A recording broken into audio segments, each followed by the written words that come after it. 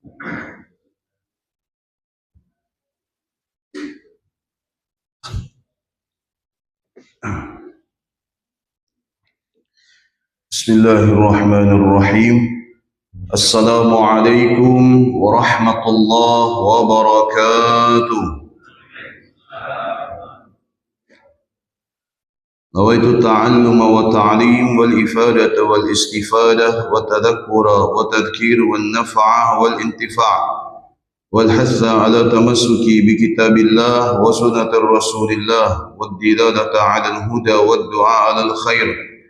اللهم صل على سيدنا محمد الفاتح لما أغلق والخاتم لما سبق ناصر الحق بالحق الهادي إلى صراطك المستقيم وعلى آله وصحبه حق قدره ومقداره العظيم.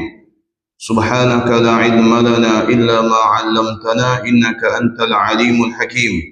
رب اشرح لي صدري ويسر لي أمري واحلل عقدة من لساني يفقه قولي. وصلى الله على سيدنا محمد وعلى آله وصحبه وبارك وسلم والحمد لله رب العالمين. الحمد لله رب العالمين وبه نستعين على أمور الدنيا والدين والصلاة والسلام على أشرف الأنبياء والمرسلين سيدنا محمد وعلى آله وصحبه أجمعين. قال المصنف رحمه الله ونفعنا وبعلومه في الدارين إلى أن قال: بيان جملة من محاسن أخلاقه صلى الله عليه وسلم التي جمعها بعض العلماء والتقطها من الأخبار. Keterangan yang termasuk di antara budi pekerti yang luhur baginda Nabi kita Muhammad sallallahu alaihi wasallam yang telah dikumpulkan oleh para ulama dan yang diambil dari beberapa sumber. Di antaranya adalah Nabi kita Muhammad sallallahu alaihi wasallam kana ya'udul marda fi aqsal Madinah.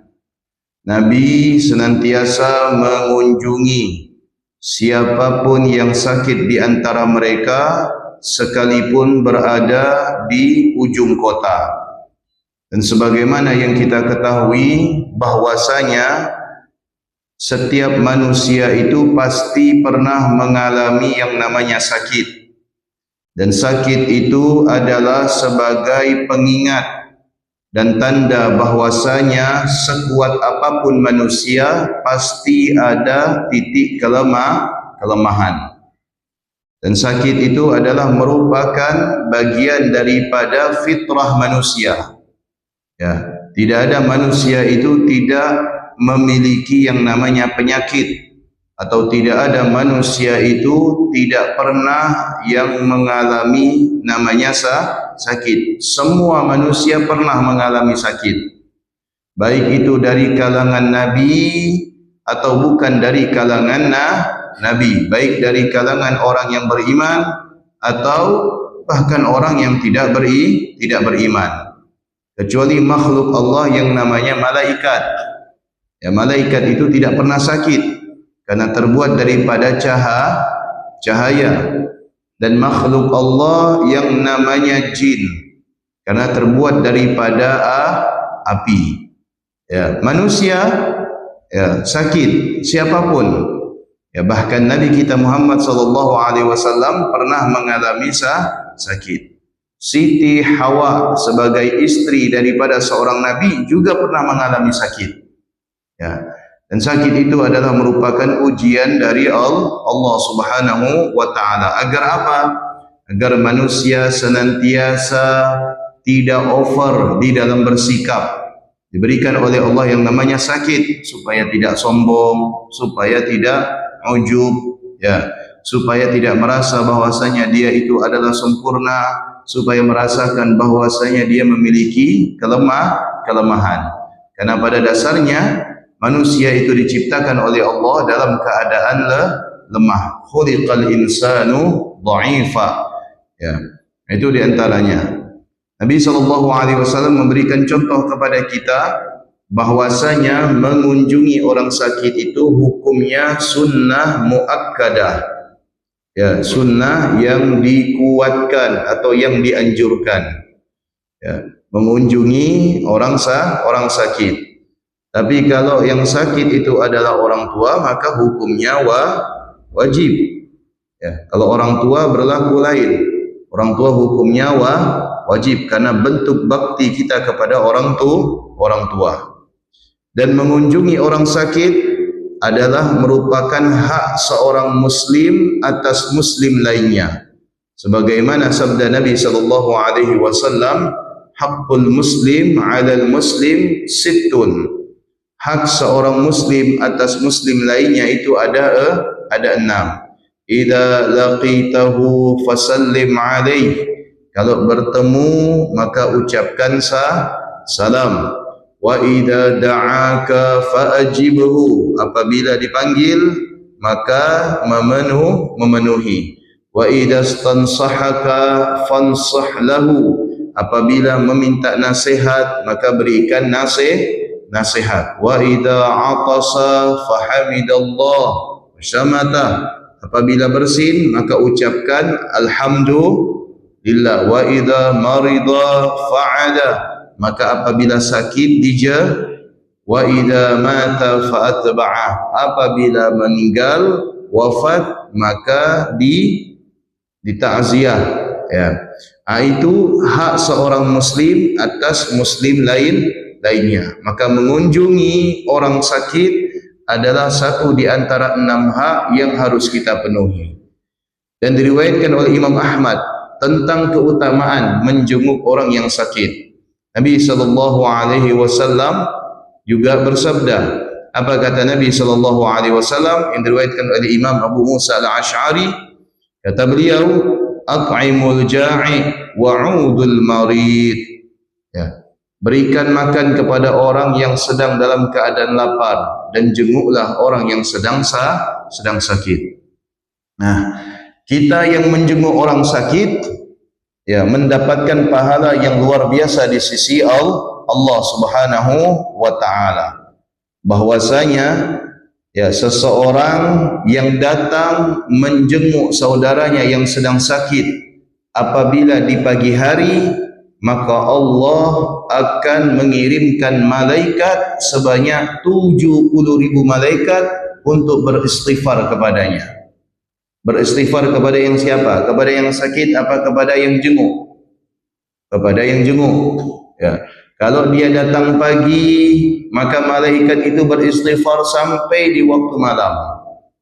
Kalau dia datang di waktu malam, maka malaikat itu akan beristighfar sampai di waktu pagi. Akan tetapi di antara bentuk atau adab kita menjenguk orang sakit adalah dengan tidak berlama-lama, kecuali yang sakit itu menghendaki.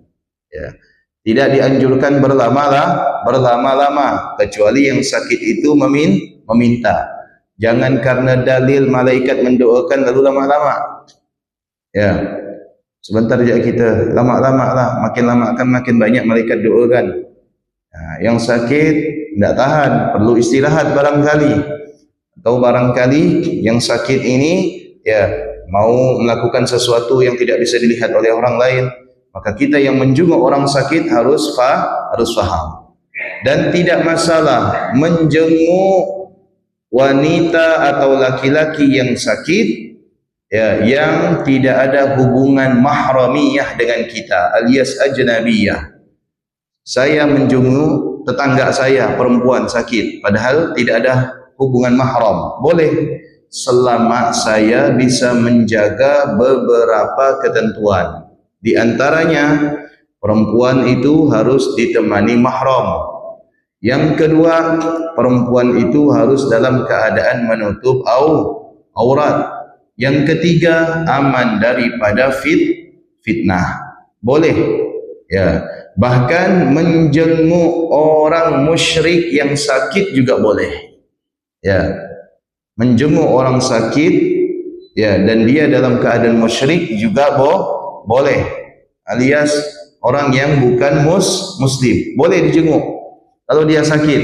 Karena Nabi SAW telah mencontohkan bagaimana menjenguk orang yang Yahudi dalam keadaan sakit. Ya, tetangga, kemudian teman, ya, atau barangkali ada kerabat yang dia ini mu'allaf, ya, kerabatnya belum masuk Islam, sakit, boleh jenguk selama bisa menjaga akidah di dalam beragama. Abi Hurairah radhiyallahu an, Nabi SAW bersabda, apa kata Nabi SAW? Inna Allah azza wa jalla yaqulu yawmal qiyamah. Sesungguhnya Allah, ya, berkata nanti di hari kiamat. Apa kata Allah Subhanahu wa taala? Ya bani Adam, maridtu falam ta'udni. Allah taala berfirman kepada beberapa makhluknya. Di antaranya Allah Subhanahu wa taala mengatakan, wahai hamba-hambaku, dahulu aku pernah sakit, tapi tidak ada seorang pun di antara kalian yang menjengukku. Bagaimana Allah bisa dikatakan sakit di sini? Tapi ini bukan makna secara hakiki, ya, tapi ini makna secara sindiran saja. Ya, sesungguhnya aku dalam keadaan sakit, tapi tidak ada seorang pun di antara kalian yang menjengukku. Maka kemudian, ya, sang hamba tersebut berkata, ya Rabbi, kaifa a'uduk wa anta rabbul alamin. Wahai Tuhanku, bagaimana engkau bisa sakit sedangkan engkau penguasa di alam semesta?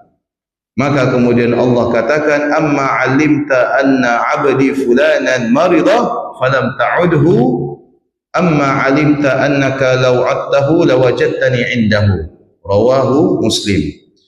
Tidakkah kalian mengetahui bahwasanya ketika di dunia ada salah seorang kekasihku dalam keadaan sakit, namun kalian tidak ada yang mengunjunginya.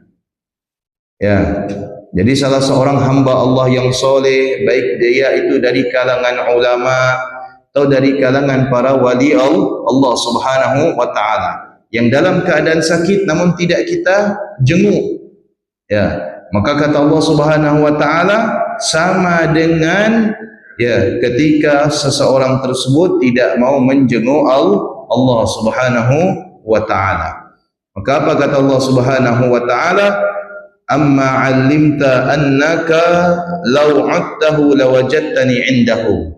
Ketahuilah sesungguhnya, andaikan pada saat itu kalian mengunjunginya, menjenguknya, niscaya kalian akan dekat bersamaku. Ya, makanya kalau ada orang soleh, ada orang alim sakit, kita jenguk. Karena dengan kehadiran kita dengan Allah itu semakin dekat. Ya, karena orang soleh, orang alim ketika sakit, mereka itu menandakan bahwasanya mereka itu sedang dekat dengan Allah Subhanahu wa taala. Beda halnya dengan ahli maksiat. Ya, apabila mereka sedang sakit itu, mereka itu mendapatkan hukuman dari Allah Subhanahu wa taala. Tapi kita tetap dianjurkan untuk menjenguk. Bukan karena dia ahli maksiat sakit tidak kita jenguk. Bukan karena dia itu bukan ahli ibadah sakit tidak kita jenguk. Tetap kita dianjurkan untuk menjenguk. Bahkan ketika kita menjenguk orang yang sedang dalam keadaan sakit, ya, itu dari langit ada seruan. Yang seruan itu berkata, wahai orang yang baik, yang menginginkan kebaikan, sesungguhnya engkau menuju kepada ampunan Allah Subhanahu wa taala. Ada begitu banyak ampunan Allah, di antaranya bersedekah, di antaranya beristighfar, di antaranya membaca Al-Qur'an, di antaranya melaksanakan salat, dan di antara untuk mendapatkan ampunan dari Allah adalah dengan menjenguk orang yang sedang sakit. Yang kedua, di antara adab menjenguk orang sakit adalah dengan tidak banyak berbicara. Ya, dengan tidak banyak berbicara, jangan menanyakan hal-hal yang bisa membebankan yang sedang sakit. Ya, karena kedatangan kita itu adalah untuk menghibur, meringankan bebannya. ya, mengurangi keluh kesahnya, ya. Jangan menceritakan hal-hal yang dapat membebankan. Kemarin saya lihat mantan istri ente dah kahwin rupanya, ya, cepat ya, ente belum lagi kahwin. Jangan, ya, jangan dijadikan jangan pembicaraan itu dijadikan beban, ya. Ya, cerita-cerita, oh teman saya kemarin sakit kayak gini, ini tak lama 3 hari meninggal dah. Ya, ini macam mana tak don mental orang kayak gitu, ya. Jangan, ya. Hibur, ya, hibur dengan kalimat Allah menurunkan penyakit kecuali menurunkan obatnya, ya. Penyakit itu hanya perantara dan obat itu juga perantara. Yang memberikan dan yang mengangkat itu satu, adalah Allah Subhanahu wa taala. Sambil apa? Sambil kita memegang, ya, bagian daripada anggota tubuhnya. Biasanya kita pegang itu kakinya, biasanya kita pegang itu tangannya sambil dipijit, ya. Kemudian sambil membaca doa Allahumma rabban nas adhibil bas ishfi anta syafi wa afi antal mu'afi la shifa illa shifa'u shifa'ul la yughadir saqaman wala alama, ya. Atau didoakan, ya, la ba'sa tuhur insyaallah, ya. Didoakan,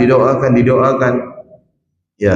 Jangan menambah beban dengan kalimat-kalimat yang tidak baik, seperti misalkan tulis mang wasiat, ya, tak lama lagi ni kayak ini. Jangan, ya, karena tidak ada yang mengetahui ketentuan itu melainkan Allah Subhanahu wa taala. Yaqdi fiha ma yasha wa yuthbit wa indahu ummul kitab, ya. Tidak ada yang dapat menentukan sesuatu atas kehendaknya melainkan Allah Subhanahu wa taala. Itu di antara adab menjenguk orang yang sedang sakit. Maka seseorang yang sedang sakit, ya, harus kita jenguk manakala kedatangan kita itu bisa kita jangkau. Kalau jauh, cukup dengan mengirimkan doa atau mengirimkan salam kepada orang yang dekat dengannya atau yang akan menjenguknya. Karena itu adalah bagian daripada perhatian, bagian daripada ulfah dan rahmat kita kepada sesama muslim. Dan Nabi SAW senantiasa memberikan contoh kepada para sahabatnya. Siapapun yang sedang sakit maka dijenguk oleh Nabi SAW. Dan Nabi memberikan perhatian kepada sahabatnya sangat luar biasa. Sampai salah seorang di antara mereka ada yang tidak hadir, maka ditanyakan oleh Nabi, kemana lama tak nampak, ya, biasanya ada solat berjamaah. Oh, dengar kabar sakit wahai Rasul, ayo kita pergi jenguk, kata Nabi SAW. Ya, dijenguk oleh Nabi SAW. Ya, seperti ceritanya siapa? Sa'labah bin Abdurrahman. Sa'labah bin Abdurrahman ini, Bapak Ibu, adalah seorang pemuda ahli ibadah, ya. Seketika suatu hari Sa'labah bin Abdurrahman ini, ya, melintasi lorong, ya, melintasi lorong. Begitu Sa'labah bin Abdurrahman melintasi lorong, ternyata salah satu rumah warga itu pintunya terbuka, ya. Begitu pintunya terbuka, Sa'labah ini menoleh. Kenapa kok pintu rumah orang ini terbuka? Dikiranya ada apa? Begitu menoleh, ternyata di dalamnya terdapat pemilik rumah itu seorang wanita, ya, dalam keadaan mandi. Pemilik rumah ini tidak sengaja juga, tidak tahu kalau pintu rumahnya itu terbuka. Sedangkan kamar mandinya itu belum ada pintu, hanya dengan tirai. Tertiup itu tirai, tersingkap, kelihatanlah tubuh pemilik rumah oleh Sa'labah bin Abdurrahman. Ya, begitu beliau melihat, lalu kemudian memalingkan wajahnya dengan mengucapkan astagfirullah. Bukan alhamdulillah nih Pak. Ya, oh apa zaman sekarang alhamdulillah rezeki Pak Ustaz, kata dia. Ya. Sudah, akhirnya Tha'labah menangis. Begitu menangis, ya, Tha'labah ini ternyata mendapati dirinya dalam keadaan bersalah. Ya, bersalah dia. Saking beliau itu malu, sampai-sampai beliau itu mengira bahwasanya ya Rasulullah SAW itu pasti tahu, karena dilaporkan oleh malaikat. Dan Tha'labah bin Abdurrahman ini, Tha'labah ini banyak ya. Ada yang Tha'labah yang cerita yang populer itu, yang durhaka sama ibunya. Kalau ini beda lagi Tha'labahnya. Akhirnya dia mengira Rasulullah itu tahu, pasti Rasulullah tahu. Ya, tidak mungkin tidak tahu, karena malaikat pasti melaporkan. Dan saking beliau itu malu kalau Rasulullah tahu, beliau tidak mau turun ke masjid. Tidak mau turun ke masjid. Hingga akhirnya Rasulullah SAW mencari. Mana Tha'labah wahai Umar? Kata Umar, tidak kelihatan beberapa hari ini wahai Rasul. Kira-kira kemana? Coba dilihat, dijenguk oleh Sayyidina Umar. Ternyata tidak didapati di dalam rumahnya. Maka kemudian Sayyidina Umar datang kepada Rasulullah. Tidak ada di rumah wahai Rasul. Kata Rasulullah, coba cari. Ya, maka Sayyidina Umar mengajak salah seorang sahabat yang lain untuk mencari. Dicari sampai ke satu daerah. Ya, yang satu daerah itu ada bukit. Ya. Kemudian ya, Sayyidina Umar ini bertanya kepada pengembala. Ya. Wahai pengembala, Anda melihat tidak seorang anak muda dengan ciri-ciri seperti ini?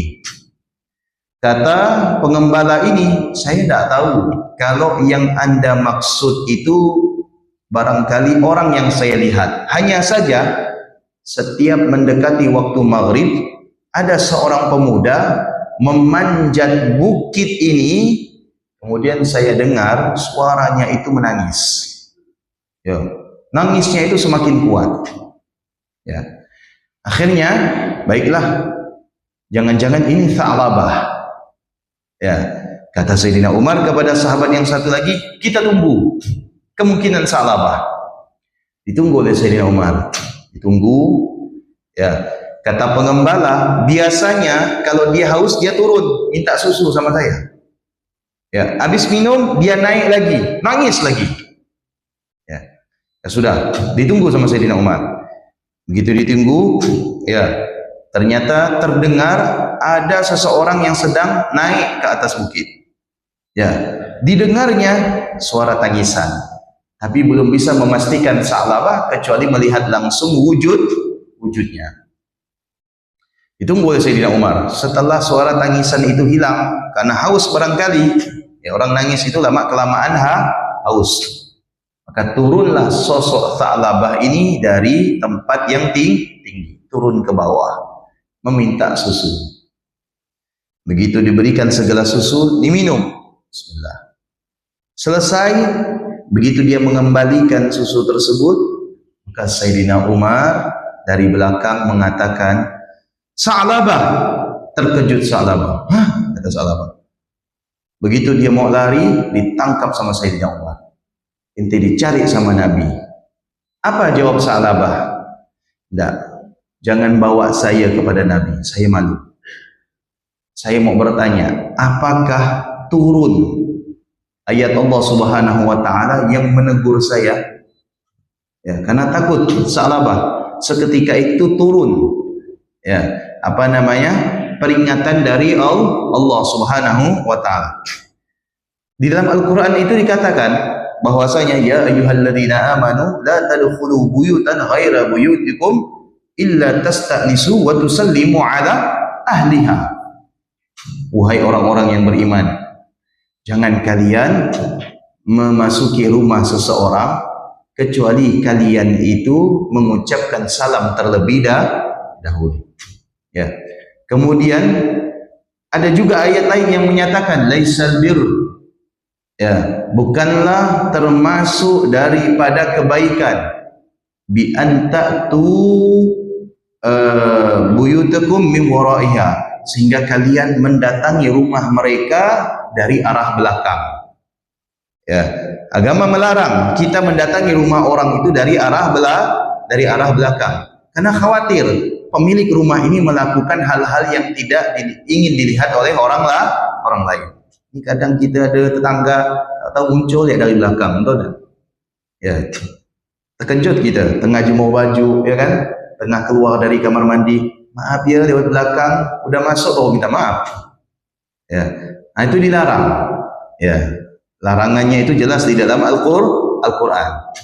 Maka Tha'labah ini bertanya, apakah ada ayat yang turun ya tentang aku? Kata Tha'labah. Kata Umar, tidak tahu saya. Pokoknya ente dipinta oleh Nabi untuk menghadap. Apa kata Tha'labah? Oh enggak, saya malu. Tolong, malu saya. Kata Tha'labah, karena saya sudah berbuat dosa besar. Besar atau tidak yang kata Sayyidina Umar tergantung Rasulullah SAW. Maka kemudian dibawalah Tha'labah. Ya. Maka kemudian Rasulullah SAW berkata kepada Sayyidina Umar, ya, kita bawa Tha'labah ke rumahnya. Ya. Rasulullah tidak bawa ke masjid, tapi Rasulullah bawa ke rumahnya. Karena Rasulullah menjaga privasi.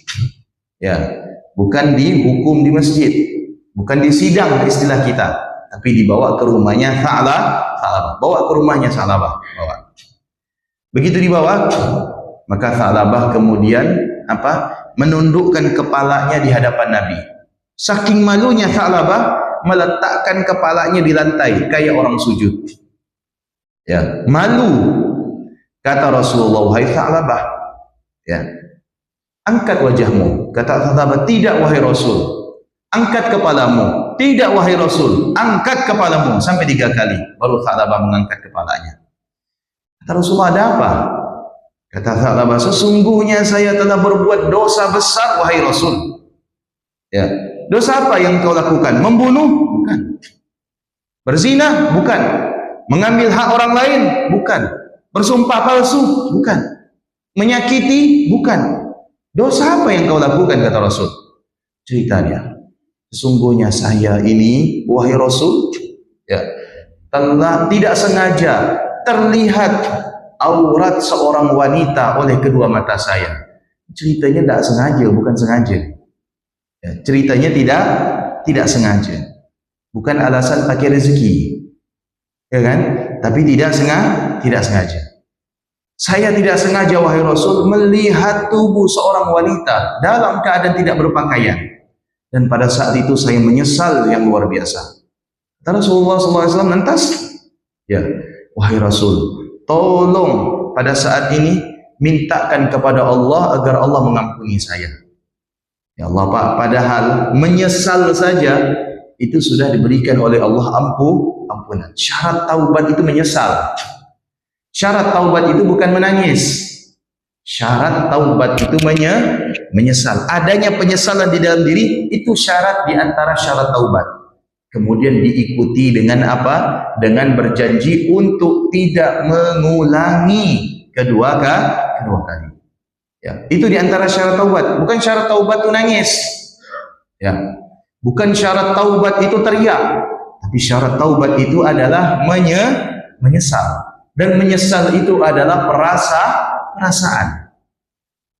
Akhirnya Tha'labah bilang, aku mohon wahai Rasul, mintakan kepada Allah agar Allah mengampuni. Maka kemudian Rasulullah SAW mengatakan, Allah sudah mengampuni engkau. Apa kata Tha'labah? Saya belum yakin wahai Rasul. Tolong mintakan sekarang, ampunkan kepada Allah untuk Tha'labah. Maka kemudian Rasulullah mengangkat kedua tangannya. Allahumma ighfir li Tha'labah. Ya Allah, berikan ampunanmu kepada Tha'labah. Seketika itu Tha'labah kemudian berhenti menangis dan kemudian minta kepada Nabi untuk meletakkan kepalanya di atas paha Nabi. Permintaan saya wahai Rasul selanjutnya, apa wahai Tha'labah? Ya, bolehkah saya meletakkan kepala ini di atas pahamu yang mulia? Kata Rasulullah, silakan. Maka kemudian ketika meletakkan, di saat itu juga Tha'labah mengucapkan asyhadu an la ilaha illallah wa asyhadu anna Muhammadar Rasulullah, dan kemudian meninggal. Meninggal dalam keadaan bukan husnul khotimah lagi, ini meninggal di pangkuan Nabi dalam keadaan mendapatkan ampunan dari Allah dan kemudian ditutup dengan mengucapkan 2 kalimat syahadat. Ya, beginilah keadaan Nabi kita Muhammad SAW yang senantiasa husnul ahdi, menjaga hubungan kepada sesama manusia sampai tidak hadirnya seseorang di dalam salat berjamaah itu menjadi perhatian Nabi. Kalau Nabi saja Bapak Ibu yang perhatian kepada sahabat yang tidak hadir untuk melaksanakan salat jamaah, sama halnya dengan kita selaku orang tua harus punya perhatian terhadap anggota keluarga. Apakah keluarga kita sudah melaksanakan sholat berjamaah? Apakah anak kita sudah melaksanakan sholat di saat kita sekarang ini sudah melaksanakan sholat? Apakah anak-anak kita sudah membaca Al-Quran di saat kita sekarang ini membaca Al-Quran? Apakah anak-anak kita sudah belajar, sudah hadir majelis ilmu di saat kita sekarang ini hadir majelis ilmu? Penting. Perhatian itu penting. Perhatian itu bagian daripada kasih sayang. Perhatian itu bagian daripada rahmat. Orang yang tidak memiliki perhatian sama sekali kepada siapapun, berarti rahmatnya itu sudah dicabut oleh Allah. Kalau binatang saja punya perhatian terhadap binatang-binatang yang lain kepada anak-anaknya, lalu bagaimana dengan kita seorang manusia? Maka kita dituntut harus memiliki yang namanya perhatian, karena itu adalah bagian daripada kasih sayang. Allahumma salli ala sayyidina Muhammad. Wa kana yuhibbu at-thayyiba wa yukrihu ar-riha ar-radiyah. Nabi SAW itu menyukai segala sesuatu yang wangi. Ya, itu tabiatnya Nabi. Ciri khasnya Nabi menyukai sesuatu yang wangi atau disebut dengan wewangian. Parfum, bunga itu disukai oleh Nabi. Dan Nabi tidak menyukai sesuatu yang baunya itu tidak harum. Ya. Wa yukrihu ar-riha ar-radiyah. Sesuatu yang tidak wangi atau menimbulkan bau yang tidak sedap, Nabi tidak suka. Tapi ingat, ada sesuatu yang bagi kita itu hukumnya makruh, tapi bagi Nabi SAW hukumnya haram. Bagi kita itu hukumnya makruh, tapi bagi Nabi hukumnya haram. Ada sesuatu yang bagi kita itu sunnah, tapi bagi Nabi hukumnya wajib. Nah, itu perbedaan kita dengan Nabi. Di antaranya, bagi kita itu sunnah, sholat duha, sholat witir, berkurban. Tapi bagi Nabi hukumnya wajib. Dari sinilah para ulama menyimpulkan sunnah muakkadah. Ada bagi Nabi SAW itu hukumnya haram, tapi bagi kita itu makruh. Seperti apa? Makan makanan yang dapat menimbulkan bau mulut, seperti makan bawang mentah, bukan bawang masak tapi mentah. Bawang yang mentah dimakan. Itu kan biasa ada orang suka makan bawang mentah kan, baik bawang merah atau bawang putih, itu acar. Bagi Nabi hukumnya haram, bagi kita hukumnya makruh. Makruh di sini apabila baunya itu tidak segera kita hilangkan dan membuat orang lain merasa terganggu. Apalagi habis makan sesuatu yang baunya kurang sedap, habis itu sholat, kena yang lain baunya, betul tak? Tolonglah yang suka makan makanan yang kurang sedap, ketika Anda ingin melaksanakan ibadah, dibersihkan terlebih dahulu mulutnya. Ya. Barangkali kita yang mengkonsumsi, yang makan tidak terganggu, tapi orang lain terganggu. Ya, ini mohon maaf, ketika orang lain merasa terganggu, maka hukum makruh bisa naik menjadi hukumnya haram. Ya, orang lain merasa terganggu dengan bau, hukum yang semulanya makruh bisa naik menjadi haram. Kalau sudah menjadi haram, maka kita yang mendapatkan dosa. Usahakan habis makan ya sesuatu yang barangkali memicu bau yang tidak sedap, itu segera dihilangkan, apalagi tujuan kita untuk ibadah. Nabi tidak suka sesuatu yang baunya kurang sedap. Kenapa? Ayo, kenapa jawabannya? Karena Nabi itu berinteraksi dengan malaikat, dan malaikat tidak mau mendekati dirinya dengan orang yang bau. Itu orang bau tidak dekat dengan malaikat. Hanya satu malaikat yang berani dekat, Israel. Itu pun kalau udah waktunya. Ya, malaikat paling suka dengan orang yang wangi, yang bersih.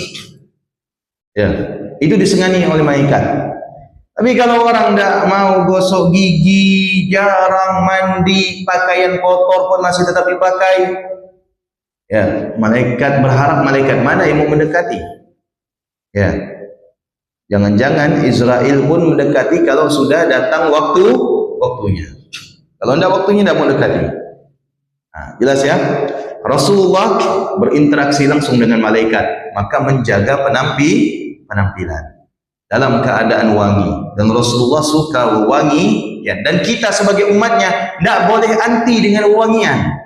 Kadang-kala ada orang dikasih minyak wangi, mabuk saya dengan minyak wangi, tapi kalau bau-bau yang lain suka dia. Ya, bau rendang dia suka, bau opor dia suka. Kasih minyak, mabuk saya Pak Ustaz. Apa mabuk dengan minyak wangi? Rasulullah itu suka dengan wangi. Memang ada beberapa jenis parfum Pak yang baunya memang kita tidak suka. Saya juga demikian. Ya, kadang tuh Pak, mohon maaf ya. Turun dari rumah pakai minyak wangi bagus kita. Begitu pergi akikah, pergi maulid, ya kan, pas akal ada yang bagikan minyak wangi, saya cium. Habis minyak wangi kita tu Pak, kena minyak wangi dia. Ya, kena timpa. Kalau kita mau bagikan orang minyak wangi, kita tanya, ini kalau dibagikan boleh tak? Jangan sampai bagikan minyak nyong-nyong. Ya kan, tahu minyak nyong-nyong yang pekat baunya tu. Ciumnya tu pusing kepala kita. Ya kan?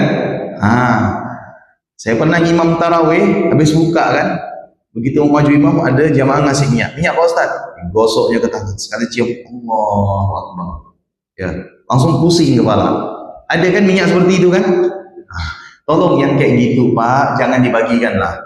Ya, ketimbang yang menerima itu merasa terganggu. Memang tujuan kita baik, barangkali menurut kita sedap, menurut orang lain kurang sedap. Kalau minyak kita barangkali disukai oleh orang lain, silakan bagikan. Ya, dan menolak parfum itu hukumnya makruh. Ya, menolak. Ada orang mau bagikan, tidak, saya tidak suka wangi-wangian, makruh hukumnya. Hukumnya makruh. Karena Nabi tidak pernah menolak yang namanya wewangian. Jelas ya? Kadang-kala ada gak orang yang iseng tu Pak, kayak anak-anak pondok tu, kita di pondok. Begitu, biasa kan malam Jumat baca maulid kan di pondok tu, aktivitasnya baca maulid antara maghrib dengan isya.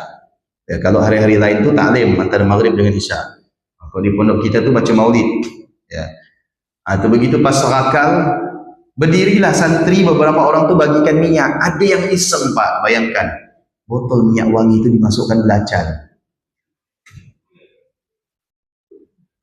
Ya, botol minyak wangi itu dimasukkan belacan. Kira kita tu minyak wangi. Yo, bagi kayaknya. Begitu mencium satu-satu. Ya, tangkap orangnya. Langsung dihukum. Ya. Itu belacan. Ada gak yang minyak angin? Itu kan sama kan botolnya kan?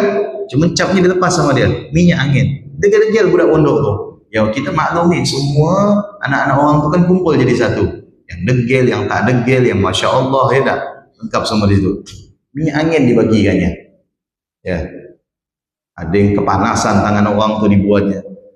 Ya kan? Usahakan jangan punya niat yang tidak baik. Kita yang diberi minyak, sunnahnya mendoakan. Kita yang diberi minyak, sunnahnya mendoakan yang baik-baik kepada yang memberikan minyak. Di antaranya adalah semoga Allah menganugerahkan kepadamu kebaikan. Semoga Allah menganugerahkan kepadamu keberkahan. Itu di antara doa yang dianjurkan kepada orang yang memberikan minyak kepada kita. Dan laki-laki jangan anti dengan minyak, jangan mau kalah dengan perempuan. Ya, ini biasanya perempuan ya yang identik dengan parfum. Laki-laki tidak, laki-laki identik dengan parfum. Karena Nabi kita Muhammad laki-laki atau perempuan? Laki-laki. Dan Nabi kita Muhammad SAW telah mencontohkan kalau Nabi itu suka dengan wangian.